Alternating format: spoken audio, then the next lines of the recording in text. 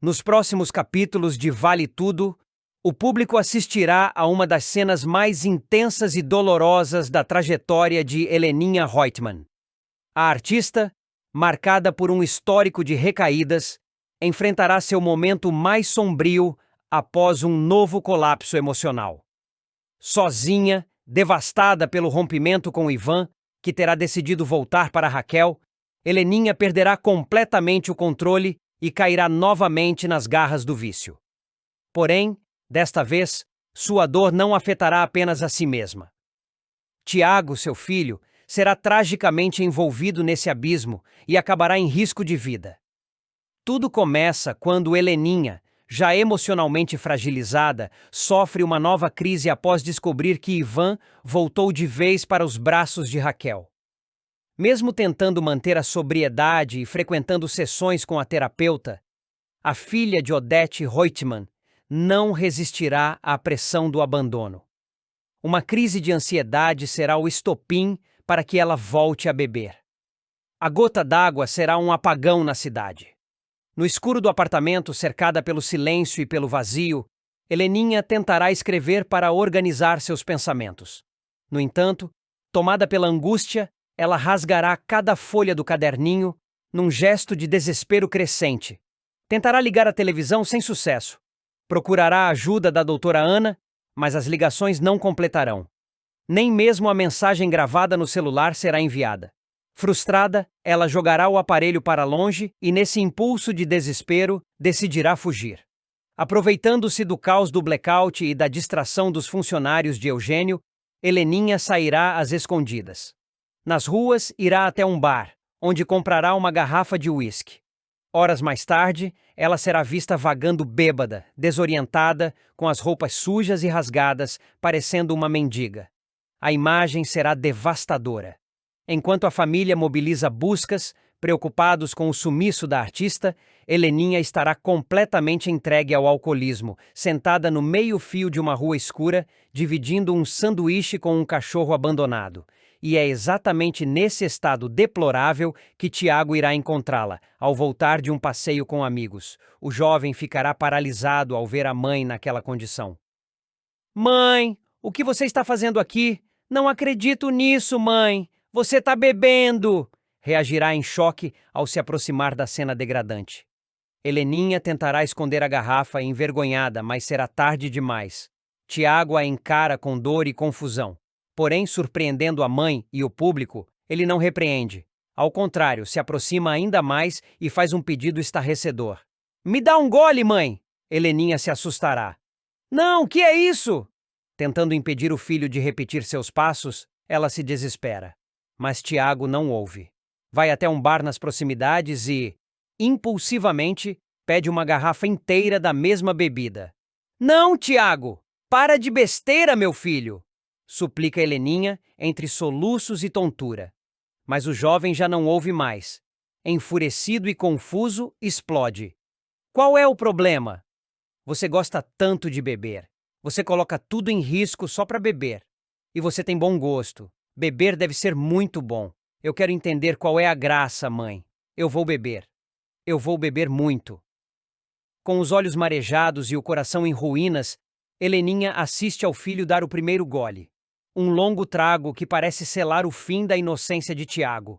A dor que antes parecia exclusiva da mãe, agora se alastra para a próxima geração.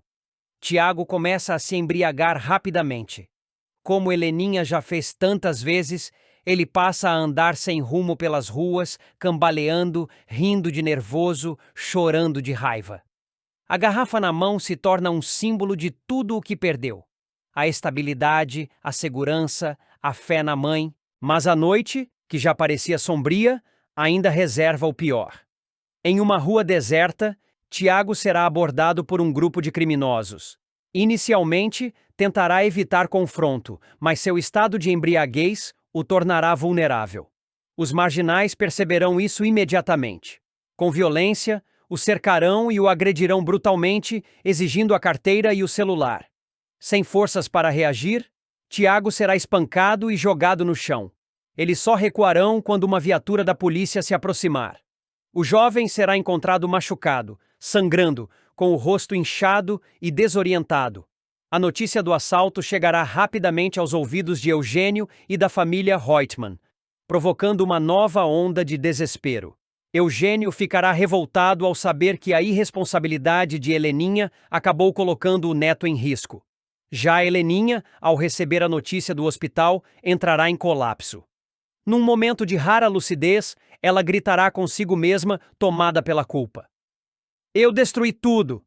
Eu acabei com o meu filho, como a minha mãe fez comigo. Descobriu algo que a deixou profundamente inquieta. Leonardo, seu filho, que ela considerava perdido para sempre, estava mostrando sinais de melhora. A notícia chegou até ela através de Ana Clara, jovem que estava cuidando dele diariamente, e isso mexeu com a megera de um jeito que ninguém esperava. Decidida a agir, Odete não perdeu tempo e procurou Ana Clara para uma conversa, cujo teor revelaria muito sobre suas intenções e sua personalidade fria e calculista. Em uma sala silenciosa e tensa, Odete, com a expressão dura e olhar penetrante, anunciou para Ana Clara que faria uma viagem para fora do país, mas não sem antes garantir que todos os depósitos relacionados a Leonardo estariam seguros. Eles seriam depositados diretamente na conta bancária da jovem, que agora tinha a responsabilidade de cuidar do rapaz. A ideia era clara: manter o controle sobre a situação, mesmo estando longe, e ainda exercer poder sobre Ana Clara, que era quem lidava com Leonardo no dia a dia. Ana Clara, por sua vez, ouvia atentamente, mas logo decidiu abrir o jogo. Contou a Odete que, surpreendentemente, Leonardo estava melhorando. Essa declaração deixou a matriarca da família visivelmente abalada. A surpresa e o medo eram evidentes em sua voz e no brilho que sumiu momentaneamente de seus olhos. Como é que é? Exclamou Odete, incrédula, como se aquilo fosse uma ameaça à sua própria existência. O diálogo entre as duas se desenrolou de forma tensa e cheia de subentendidos. Ana Clara, que já estava acostumada a lidar com a frieza de Odete, mas ainda assim se mostrava preocupada, começou expressando suas apreensões. Odete, eu preciso ser sincera com você. Eu fico preocupada com o que pode acontecer com Leonardo. Não tem ninguém mais além de mim por perto. E se surgir uma emergência? Com quem eu falo? Preciso de algum contato, alguém que possa ajudar se algo der errado. A resposta da vilã não poderia ser mais cruel. Meu filho morreu há 13 anos, mocinha. Não tem mais nada de relevante que possa acontecer com ele, disse, com uma frieza que fez o ar na sala parecer mais pesado. Ana Clara insistiu, tentando arrancar alguma garantia, algum gesto que mostrasse humanidade naquela mulher aparentemente impenetrável.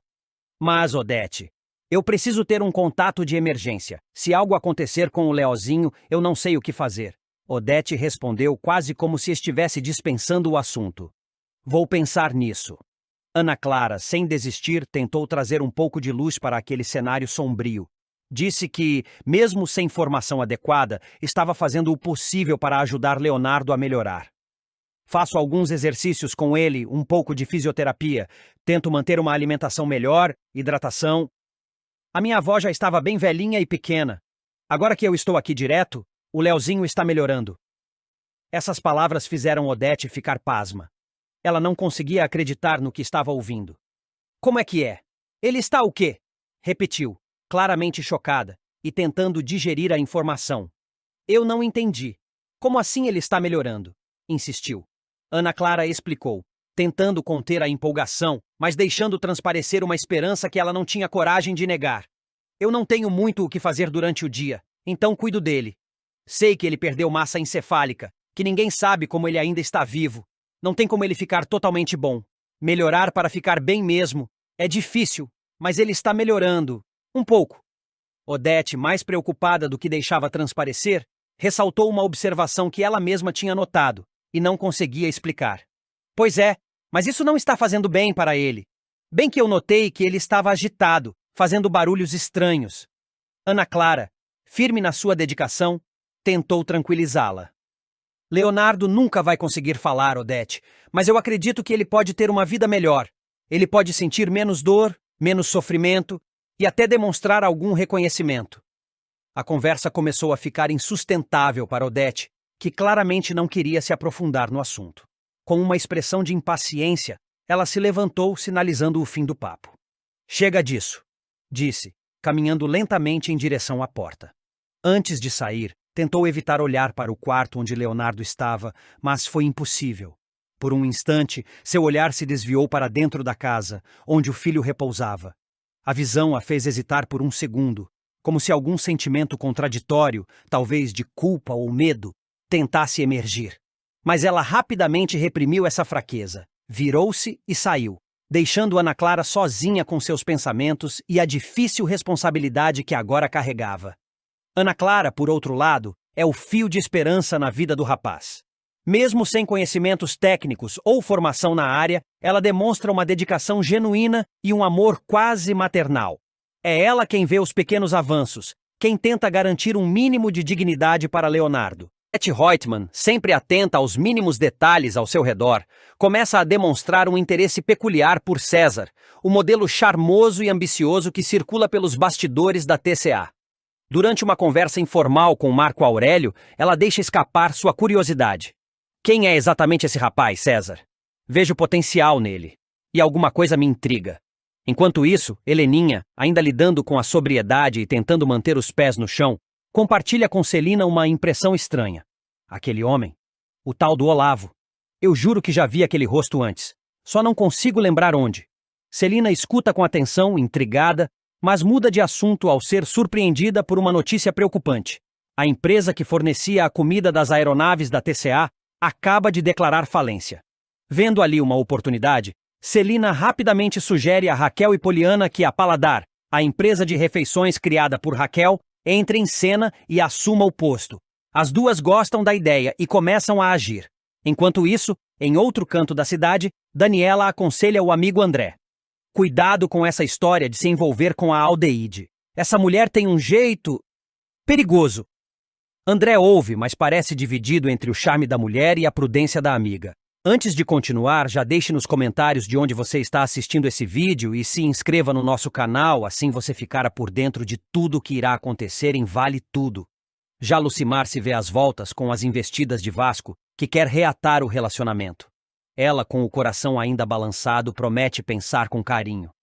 Não sei, Vasco. Muita coisa aconteceu, mas eu vou pensar. Em outro ponto da trama, Consuelo, sempre atenta, sente o cheiro do perfume de Aldeide impregnado em André e o confronta com desconfiança. Você esteve com ela, não foi? Não tente me enganar. Esse cheiro eu reconheceria em qualquer lugar.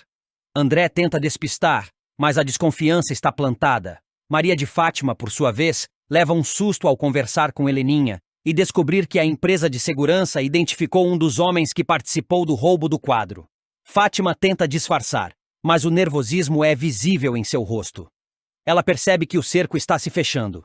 No escritório da Paladar, Celina, Raquel e Poliana comemoram a notícia de que o contrato com a TCA foi oficialmente fechado.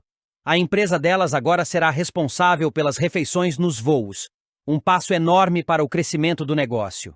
Com o coração acelerado e a mente em alerta, Maria de Fátima procura César e lhe dá um aviso direto. A farsa de Maria de Fátima está prestes a ruir, e por uma fonte totalmente inesperada.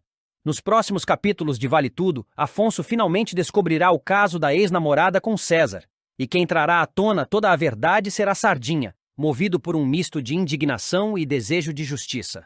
Tudo começa quando Sardinha, funcionário da Tomorrow e amigo leal de Solange, começa a ligar os pontos das armações de Fátima. Ele já desconfiava da aproximação repentina entre a modelo ambiciosa e o ex-garoto propaganda da TCA. Mas após ouvir uma conversa nos bastidores de um desfile, em que Sheila, uma modelo experiente e sem papas na língua, comenta que Fátima e César vivem um caso às escondidas, Sardinha decide agir. Abalado com a descoberta, ele corre para contar a Solange que havia se afastado de Afonso após a interferência de Fátima em seu relacionamento. Solange, eu descobri uma bomba. Fátima está se encontrando com o César. Eles têm um caso. A amiga, surpresa, balança a cabeça negativamente. Eu já desconfiei, mas não quero me meter mais. O Afonso escolheu confiar nela. Se ele quiser descobrir quem ela é de verdade, vai ter que fazer isso sozinho. Mesmo diante da recusa de Solange, Sardinha decide não ficar calado. Ele acredita que Afonso merece saber a verdade. E talvez assim ele reabra os olhos para Solange, que sempre o amou de verdade. Discreto, mas determinado, Sardinha procura o herdeiro da poderosa Odete Reutemann na sede da empresa. Afonso, Será que a gente pode conversar um minuto? Pede ele com um ar sério. Claro, Sardinha. Algum problema com a campanha? Questiona Afonso, sem imaginar o turbilhão que está prestes a se formar. Não, é algo pessoal. E eu pensei muito antes de te contar isso, mas não posso ficar quieto. Você precisa saber. É sobre a Fátima. Ela tá tendo um caso com o César. Afonso franze o senho sem acreditar no que acabou de ouvir. Como é que é? É isso mesmo. Essa modelo, a Sheila, comentou que viu os dois juntos. E eu vi o César e a Fátima entrando juntos num apart-hotel. Não tive coragem de fotografar. Fiquei em choque. Mas isso pode ser só fofoca, rebate Afonso, tentando se agarrar a alguma lógica que o livre daquela dor. Pode ser inveja, maldade de gente frustrada. Eu também pensei isso, continua Sardinha, mas depois juntei outras peças. Lembra da época que você foi para a Europa? Pois então, o César também esteve por lá. Foi ele mesmo quem contou para Solange que passou um tempo na Europa. Você está dizendo que eles podem estar juntos desde aquela época? Pergunta Afonso, cada vez mais atordoado. Eu não posso afirmar isso com certeza, mas que tem algo errado, tem, e acho que você merece saber. O silêncio que se segue é pesado. Afonso desvia o olhar pensativo, sentindo uma mistura de raiva, mágoa e decepção. Ele acreditava que estava construindo um futuro com Fátima. Tinha apostado tudo, até contra a vontade da própria mãe, Odete. Defendeu Fátima de todos, inclusive de Solange, que foi humilhada por ela. Então era isso, murmura ele como se falasse consigo mesmo. Enquanto eu fazia planos de casamento, ela... Sardinha o interrompe com delicadeza. Eu sei que dói, Afonso, mas talvez seja melhor descobrir agora do que tarde demais. Você sempre foi correto, leal com quem gostava. Não merece esse tipo de traição.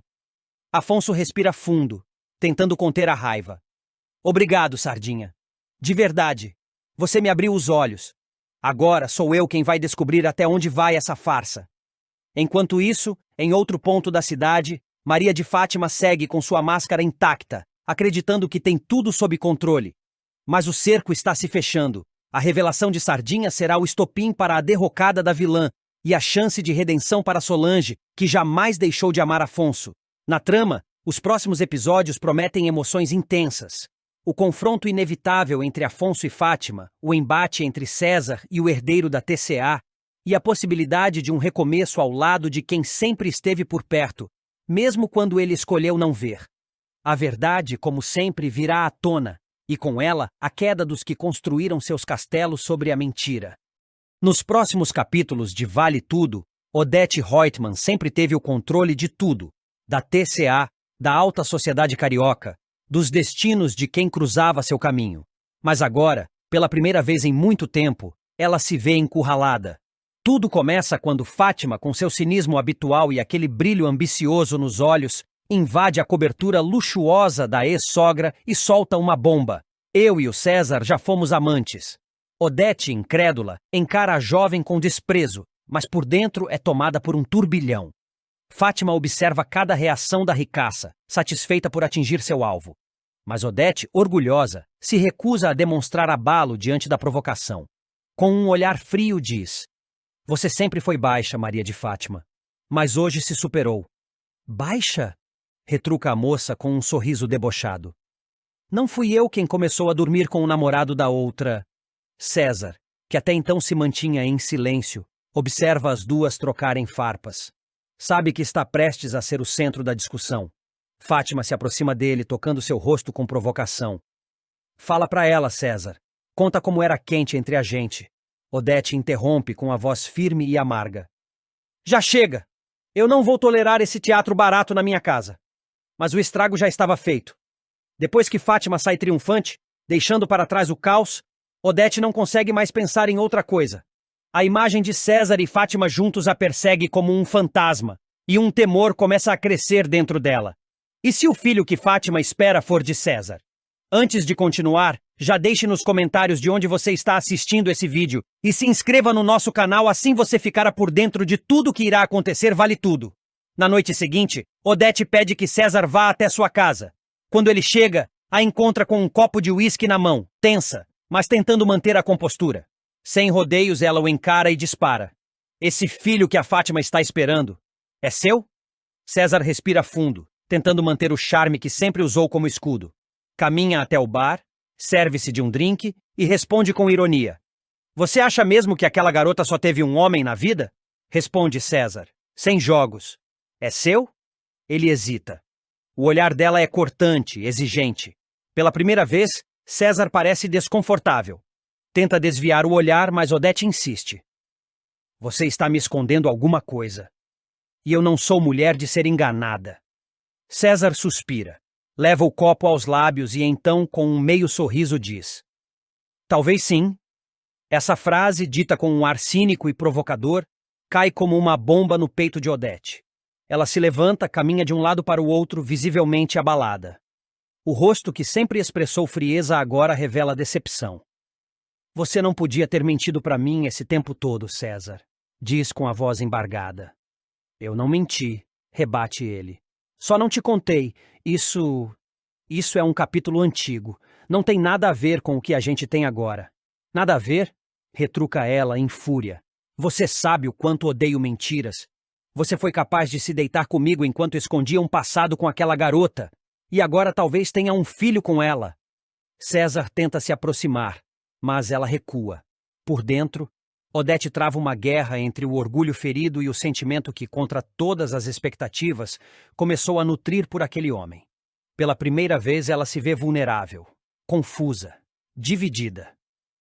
Você está apaixonada por mim, arrisca ele, tentando virar o jogo. E é isso que está te incomodando. Você não suporta perder o controle. Ela o encara em silêncio. A frase o acerta em cheio.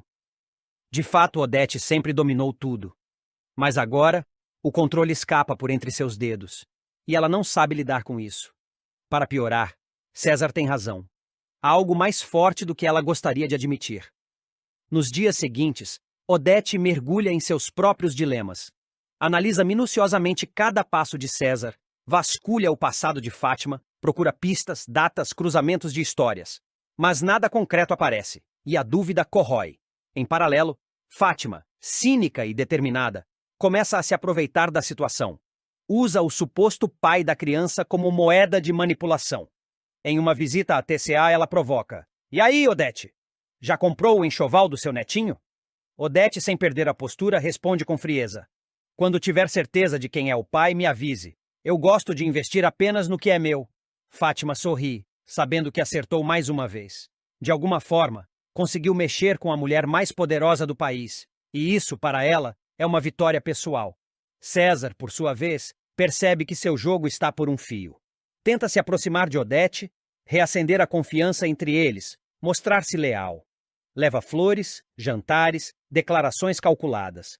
Mas Odete continua fria, distante. Observa tudo com olhos de quem não se deixa enganar. Até que em uma noite chuvosa ela o encara novamente, os olhos marejados, mas firmes. Se esse filho for seu, vai embora da minha vida. Você ainda me ama, Odete?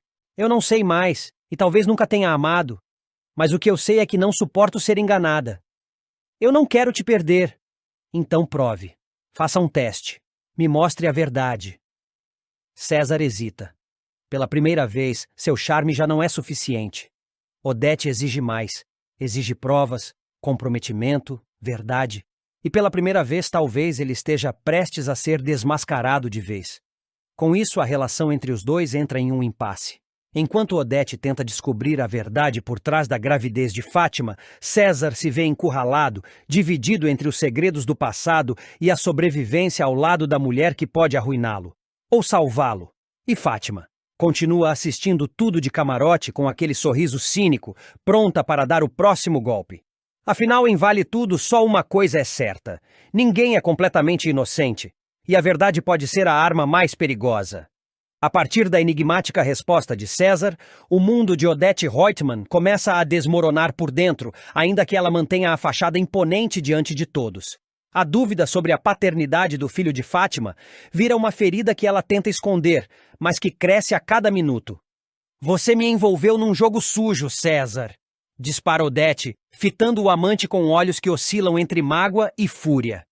Não era isso o que eu esperava de você. César, como sempre, tenta amenizar a situação com charme e frieza. Odete, Você não é mulher de cair em sentimentalismo barato. Isso é coisa do passado. O que importa agora é a gente. Mas desta vez a empresária não está tão fácil de convencer.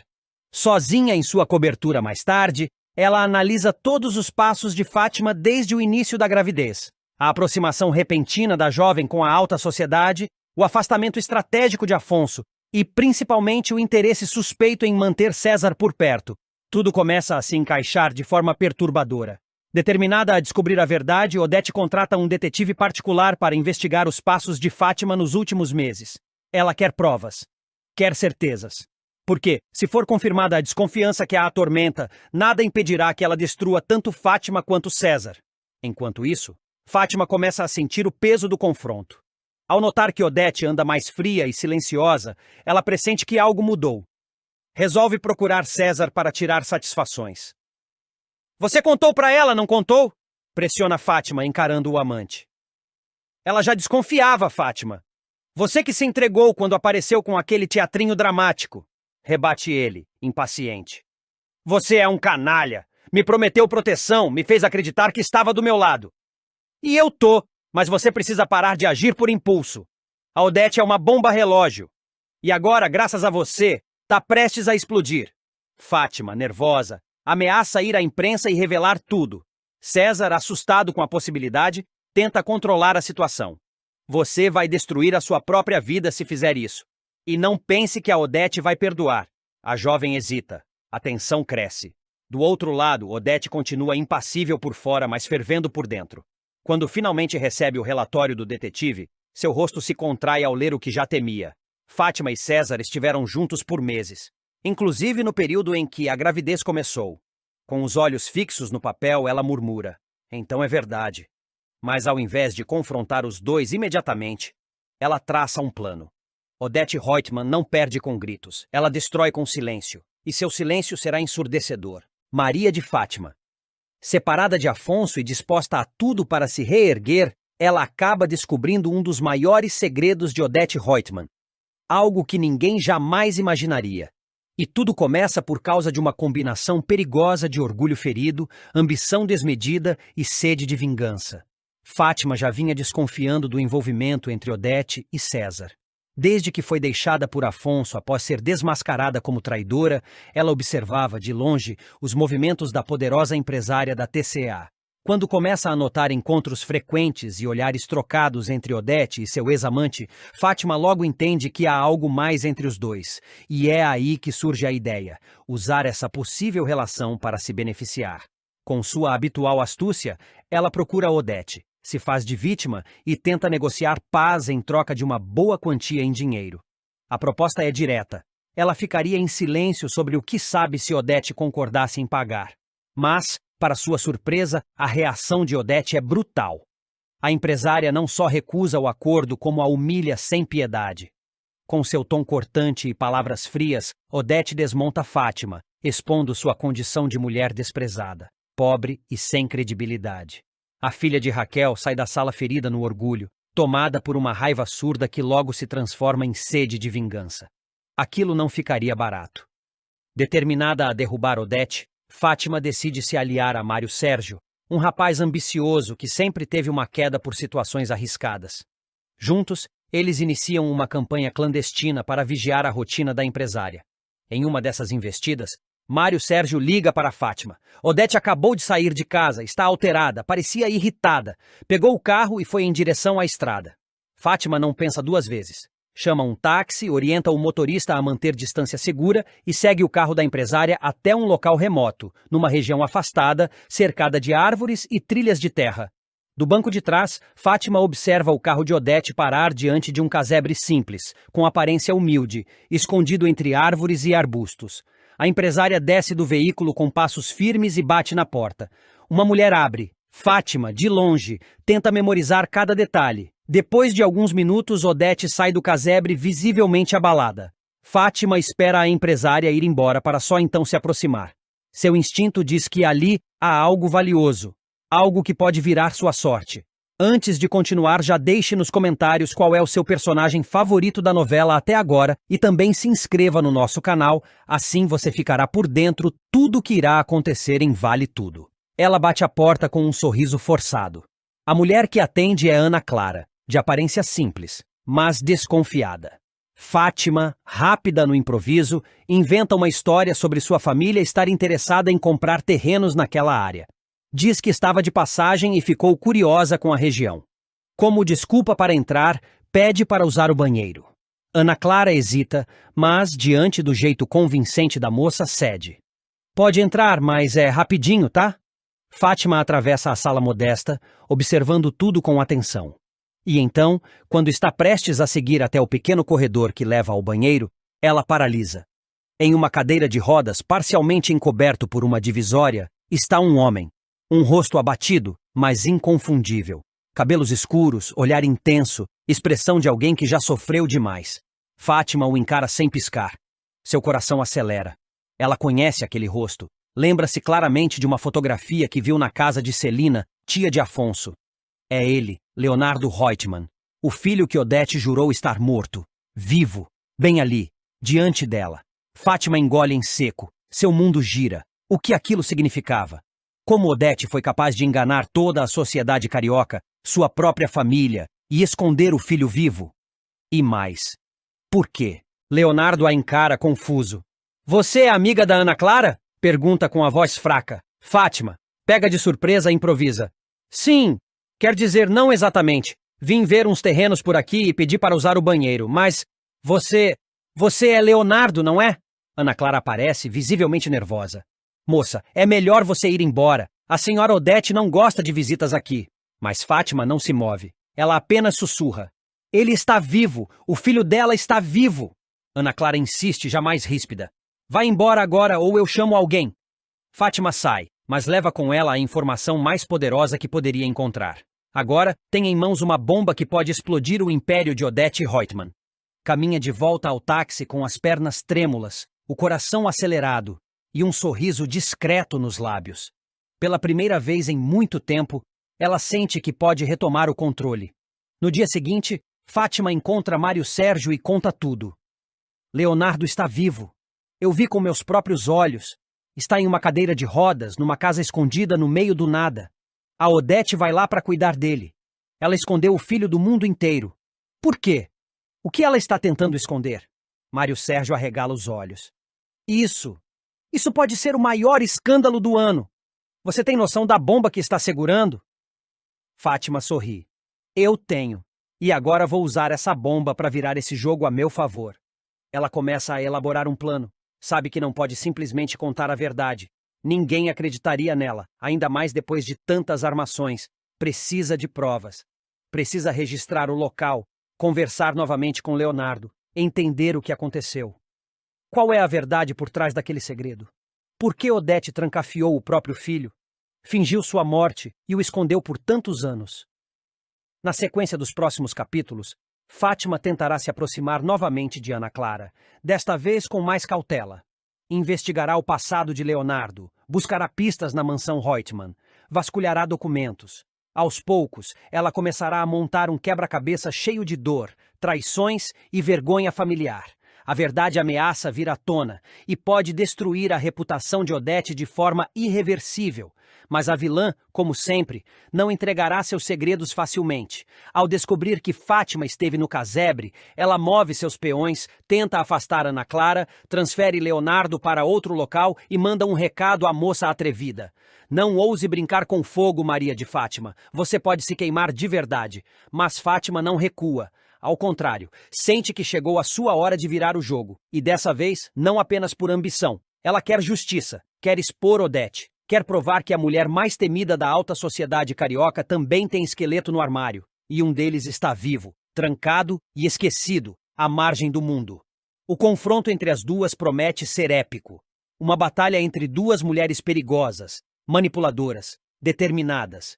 Uma trama que, mais do que nunca, prova que em Vale Tudo, ninguém é completamente vítima, nem totalmente inocente. Depois de flagrar Leonardo vivo no casebre e confirmar com os próprios olhos que Odete havia mentido para o mundo inteiro, Maria de Fátima não conseguia mais dormir. A imagem do rapaz na cadeira de rodas, isolado, com o olhar perdido, não saía de sua mente. A sensação era agridoce. Ela tinha nas mãos a maior carta de sua vida. e, ao mesmo tempo, não podia jogá-la de qualquer jeito. Um passo em falso e Odete poderia destruí-la de vez. Nos dias seguintes, Fátima começou a agir com cautela. Sem comentar nada com Mário Sérgio, voltou a rondar discretamente a região do casebre. Queria ter certeza de que Leonardo ainda estava lá, mas ao chegar ao local, foi surpreendida. A casa estava vazia, as janelas fechadas, o mato alto ao redor e nenhuma movimentação. Ana Clara havia sumido. Leonardo também. Desesperada, Fátima percebeu que Odete já sabia que tinha sido descoberta. Provavelmente Ana Clara contara o ocorrido, e a vilã, como sempre, agira rápido. Fátima não tinha mais acesso ao trunfo que poderia destruir sua rival. Mas, mesmo frustrada, ela não desistiria tão facilmente. Ela então procurou Celina. A princípio, disfarçou sondando a tia de Afonso sobre o passado de Odete e se alguém já havia comentado algo estranho sobre Leonardo. Celina, mesmo desconfiada das intenções de Fátima, deixou escapar uma informação preciosa. Eu nunca engoli aquela história de que ele morreu num acidente fora do país. Odete nunca deixou ninguém ver o corpo. E quando insistimos em fazer uma homenagem, ela proibiu. Foi tudo muito estranho. Era o que Fátima precisava. Se conseguisse reunir mais pessoas que duvidavam da morte de Leonardo, poderia começar a levantar suspeitas na alta sociedade. Bastava provocar os boatos certos, nas rodas certas. Sabia que Odete prezava pela reputação, e qualquer ruído, por menor que fosse, a deixaria desestabilizada. Com os olhos cansados e a expressão abatida, toma coragem e abre o jogo com Odete. Precisei trancar a faculdade, revela com um fio de voz. Odete, surpresa, ergue uma sobrancelha. E por quê? Pergunta, já prevendo a resposta. Por causa da Nise. Ela precisa de mim nesse momento, e eu sou a única pessoa em quem ela confia. A revelação, embora sincera, não desperta empatia em Odete. Ela apenas suspira, demonstrando um misto de impaciência e frieza. Filhos crescem, Ana Clara. Você não pode abandonar tudo por causa dela. A moça, no entanto, permanece firme. É minha filha. Eu faria tudo de novo. Enquanto isso, na sede da TCA, Marco Aurélio reúne Mário Sérgio e Freitas para compartilhar o próximo passo em seus planos de expansão internacional. Com um brilho de ambição nos olhos, revela seu objetivo de se aproximar do sheik estrangeiro que está de passagem pelo Brasil. Se conseguirmos o apoio dele, o investimento virá com força total, afirma confiante. Os dois escutam com atenção, mas Mário Sérgio parece mais interessado em agradar Odete do que em negócios. Walter, cada vez mais desconfiado, acaba flagrando Odete em um momento íntimo e comprometedor com Mário Sérgio. A cena o deixa estarrecido. Não é apenas ciúme. É desconfiança, frustração e a certeza de que há algo muito errado acontecendo por trás dos panos. Odete, no entanto, não se abala com o flagra. Seu olhar é firme e desafiador, como se dissesse que está no controle de tudo. Jarbas, por outro lado, tenta surpreender Consuelo com um gesto romântico. Aparece de surpresa em seu trabalho, com flores nas mãos e um sorriso tímido. Ela, emocionada, se derrete com o carinho inesperado. O clima é de leveza entre os dois, uma pausa doce em meio aos conflitos da trama. Mas a tranquilidade dura pouco. No caminho de volta para casa, Jarbas sofre um grave acidente de carro, deixando todos em choque. A notícia se espalha rapidamente, e Consuelo corre para o hospital, aflita. Renato, depois de muitas dúvidas, decide tomar uma atitude em relação ao seu relacionamento com Solange. Em uma conversa sincera, ele admite: "Não posso continuar te iludindo. Eu gosto de você, mas ainda não sei o que quero." Solange, machucada, tenta manter a compostura, mas suas lágrimas falam por si. Na casa de Raquel, Heleninha percebe o ambiente pesado entre Ivan e Maria de Fátima. Há algo não dito, olhares tensos, palavras atravessadas. A jovem sente que a presença da ambiciosa Fátima está corroendo a harmonia da família, e a situação piora quando, dias depois, Maria de Fátima flagra César em um estúdio fotográfico, envolvido com uma modelo. Mais uma traição para alimentar sua sede de vingança. O público será surpreendido por uma reviravolta tão inesperada quanto explosiva. Odete Reutemann, a implacável empresária que sempre fez questão de manter o coração trancado a 7 chaves, se apaixonará perdidamente por César, o mesmo homem que arruinou a vida de Maria de Fátima. A poderosa da TCA, conhecida por seu cinismo e frieza, deixará transparecer um lado vulnerável, raro em sua trajetória, a ponto de fazer o impensável: pedir o rapaz em casamento. O romance entre Odete e César nascerá em meio ao caos.